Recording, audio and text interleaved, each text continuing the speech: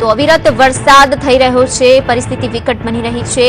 એનડીઆરએફની ટીમ સતત કામે લાગેલી છે, રાહત કામગીરી ચાલી રહી છે। ત્યારે રાત્રિ દરમિયાન જે કામગીરી ચાલી રહી હતી, એનડીઆરએફની ટીમની સાથે સંદેશ ન્યૂઝની ટીમ પણ જોડાયેલી છે। આપ જોઈ શકો છો દ્રશ્યમાં લોકોમાં સુધી પહોંચવા માટે, લોકોને બચાવવા માટે, ભારે વરસાદના કારણે જે લોકો ફસાયા છે ત્યાં સુધી પહોંચવા માટે તમામ પ્રયત્નો ચાલી રહ્યા છે। એનડીઆરએફની ટીમ કામે લાગેલી છે, તેની સાથે સાથે સંદેશ ન્યૂઝની ટીમ પણ જોડાયેલી છે।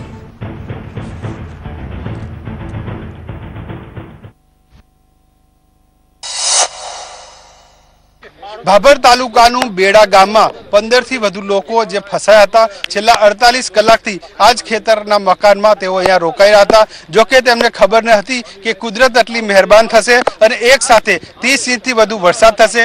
એનડીઆરએફની ટીમ છે તે 20 થી વધુ લોકોને તે બચાવીને હાલ જે ગામ તરફ સલામત સ્થળ તરફ રવાના થઈ રહ્યા છે। અત્યાર સુધીમાં જે 15 થી વધુ લોકો જે બચાયા છે તેમાં 4 થી વધુ નાના બાળકો પણ છે। 30 ઇંચ જેટલો વરસાદ પડ્યો છે।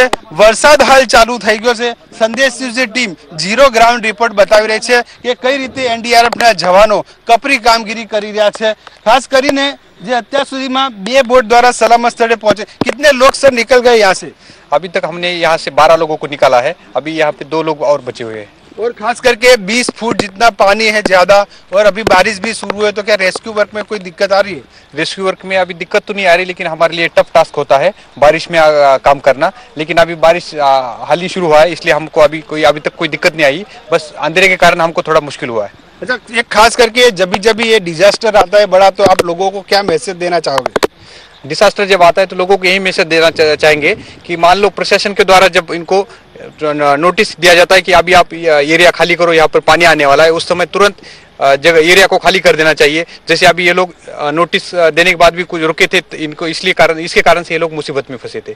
हाँ, तो एनडीआरएफના જવાન કહી રહ્યા છે કે જે રીતે કુદરતી આપત્તિ આવવાના જે તંત્ર દ્વારા નોટિસ આપવામાં આવે, એલર્ટ આપવામાં આવે, ત્યારે તાત્કાલિક સ્થળ છોડી દેવું જોઈએ। આજે અહીંયા લોકો ફસાયા હતા તેમને પણ તંત્ર દ્વારા જાણકારી અપાઈ હતી, છતાં પણ તેઓ આ પ્રકારની જે બેદરકારી દાખવી હતી અને 15 થી વધુ લોકો અહીંયા જે ફસાયા હતા। 48 કલાક બાદ આખરે એનડીઆરએફની ટીમના જવાનોએ તેને સહી સલામત રીતે બહાર કાઢ્યા છે, ખાસ બોટ દ્વારા, અને તે પણ 20 ફૂટ ઊંડા પાણીમાં પણ બોટ ચલાવીને રાત્રિના સમયે તેમને સહી સલામત રીતે ખસેડવામાં આવ્યા છે।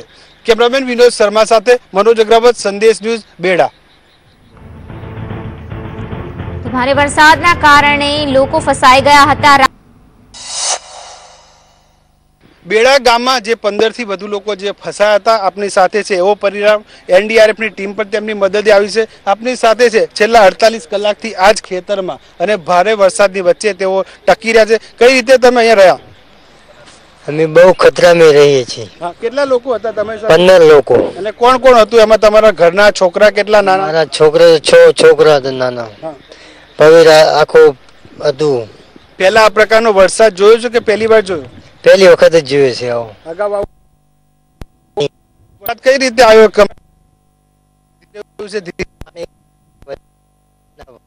એટલે રાતના અંધારામાં થયો? હા, અંધારામાં। પછી કઈ રીતે તમે મદદ માંગી તંત્રની?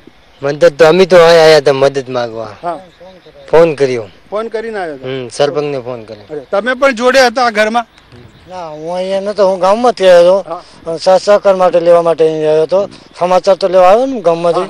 મને તારતા આવડતું નથી। બેડા ગામમાં ક્યાં ક્યાં નુકસાની છે વધારે? હા, અહીંયા નુકસાની વધારે હતી આ એરિયામાં। આ એરિયામાં એટલે શું પશુ તણાઈ ગયા છે? અહીંયા ગામમાં આજુબાજુ બધા આ વિસ્તારમાં બેડા ગામમાં જ। અને ખેતીનો પાક નાશ થઈ ગયો છે? ખેતીનો પાક નાશ થઈ ગયો। અગાઉ પહેલી વાર થયું કે આવું? પહેલી વાર જ। પહેલી વાર જ। અને હજુ કોઈ આવા ખેતરમાં કોઈ લોકો ફસાય છે તમારા જેવા? ફસાયેલા છે મકાન અહીંયા સાઈડમાં ફસાયેલું છે હજી હાલે। એ હમણાં જઈને સરપંચને ખબર છે કઈ જગ્યા ઉપર ફસાયેલા છે, એ અંદર આગળ છે અંદર, બરોબર, એ અંદર ભાઈ બેઠા છે।